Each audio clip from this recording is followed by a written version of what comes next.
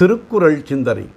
தலைவன் என் கண்ணின் கருமணியினுள்ளே தங்கியிருக்கும் பாவாய், உடனே நீ அந்த இடத்தை விட்டு அகன்று போவாயாக. ஏனென்றால் எம்மால் விரும்பப்படும் அழகிய நெற்றியுடைய என் தலைவிக்கு இருக்க வேறு இடமில்லை என்றான்.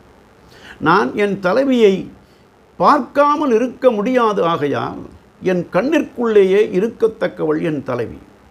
அக்கண்ணிற்குள் இருவர் இருக்க இடமில்லாமையால் உன்னைவிடச் சிறந்தவளுக்கு என்னவளுக்கு அந்த இடத்தை கொடுத்துவிட்டு உடனே நீ வெளியேறி விடுவாயாக என்றான்.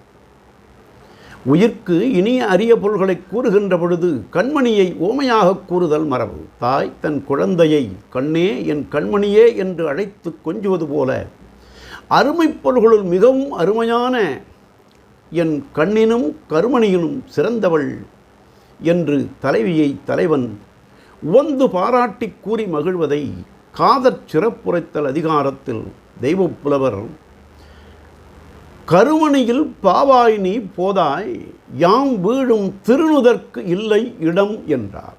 நாளையும் சிந்திப்போம்.